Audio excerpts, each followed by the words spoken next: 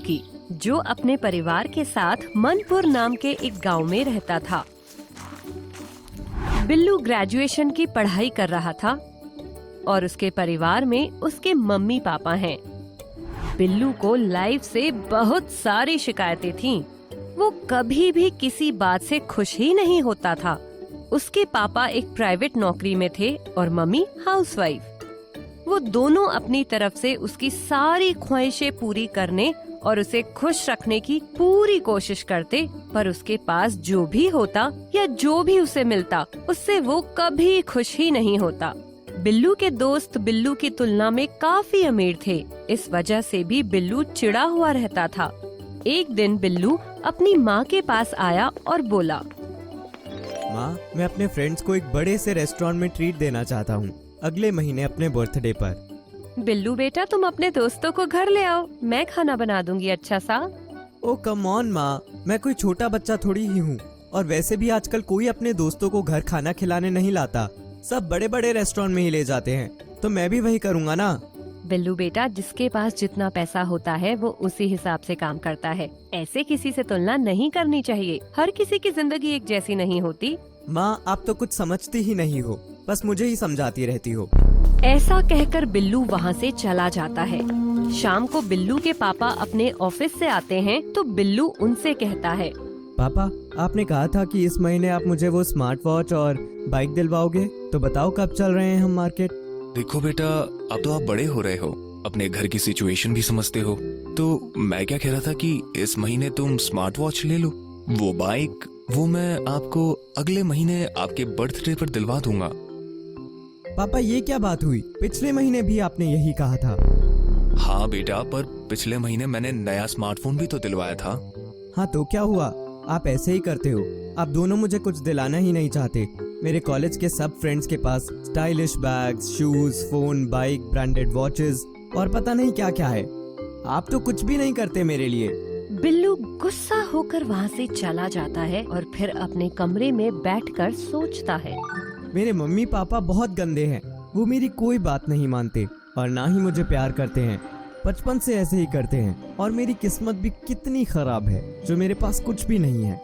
मैं घर छोड़कर ही चला जाता हूँ, तभी इन लोगों को भी पता चलेगा कि ये मेरे लिए कुछ नहीं करते।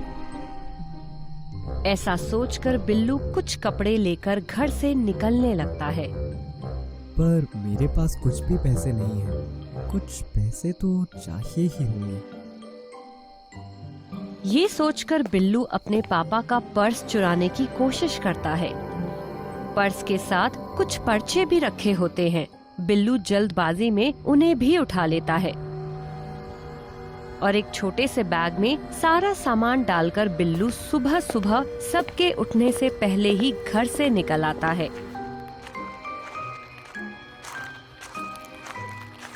सुबह बिल्लू के मम्मी पापा बात कर रहे होते हैं। बिल्लू के पापा, मुझे ऐसा लगता है कि बिल्लू बहुत जिद्दी होता जा रहा है।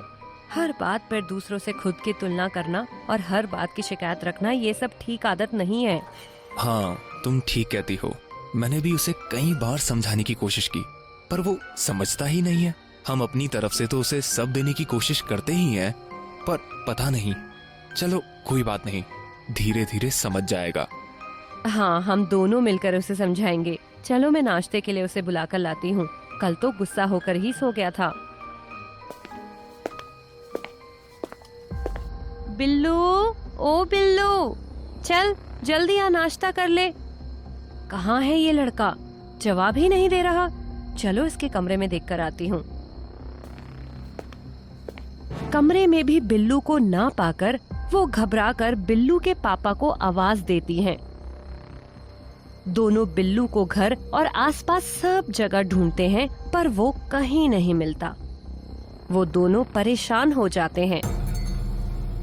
इधर बिल्लू घर से तो निकल आता है, पर कुछ दूर चलने के बाद उसे भूख लगती है। वो रास्ते पर खड़े एक ठेले से कुछ खाने को लेता है और फिर पैसे देने के लिए अपने बैग में हाथ डालता है और अपने पापा के पर्स में से पैसे देता है। तभी कुछ लोग वहाँ आते हैं और बिल्लू का वॉलेट छीनकर भागने लगते हैं। अरे मेरा वॉलेट वापस दो मेरे पैसे, वापस दे वरना बहुत मारूंगा। अरे तू क्या मारेगा, रुक अभी तेरा सर फोड़ता हूँ। इतना मारूंगा कि अपने पैरों पर चलकर घर भी वापस नहीं जा पाएगा। वो लोग बिल्लू का पर्स वापस नहीं करते। उन लोगों से लड़ाई झगड़े में बिल्लू को चोटें लग जाती हैं। अंत में बिल्लू थक हार कर उसी ठेले पर वापस आ जाता है और दर्द में ही वो पर्चे भी पड़ता है जो गलती से उसके बैग में वॉलेट के साथ आ गए थे। बहुत दर्द हो रहा है पर घर नहीं जाऊंगा, वहाँ कोई मुझे प्यार ही नहीं करता है। पहले जरा पढ़ लूं कि इन पर्चों में क्या लिखा है। क्या पता मुझे पता चल जाए कि पापा के पास कितने पैसे हैं और उन्होंने वो कहाँ रखे हैं। वो पहला पर्चा खोलता है और उसे पढ़ने लगता है। पर्चे में लिखा होता है कि किस तरह उसके पापा 2 महीने से उसकी बाइक के लिए ओवर टाइम कर रहे हैं। दूसरे पर्चे में लिखा होता है कि बिल्लू की मम्मी की सोने की चेन बेचकर उसके मम्मी पापा ने कुछ पैसे जमा किए हैं।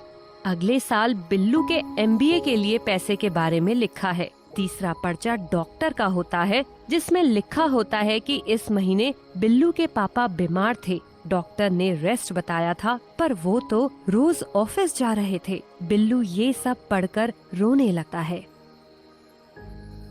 मेरे मम्मी पापा कितने अच्छे हैं, वो मेरे लिए कितना कुछ करते हैं, पर मैंने कभी किसी बात की कद्र ही नहीं की। मैं हर बात में कमी ही निकालता रहा। मैं मम्मी पापा को अभी जाकर सॉरी बोलता हूँ।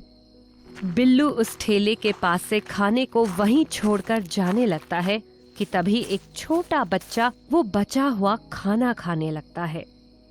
इस बच्चे के पास खाने को भी नहीं है और मेरे पास कितना कुछ है, फिर भी मैं कंप्लेंट ही करता रहा। पर आज मैं समझ गया कि हमें किसी से अपनी तुलना नहीं करनी चाहिए। जिंदगी में शिकायतें कम रखनी चाहिए और ये भी याद रखना चाहिए कि हमारे मम्मी पापा हमारे लिए हमेशा बेस्ट ही चाहते हैं। ऐसा सोचते हुए बिल्लू वापस अपने घर लौट जाता है।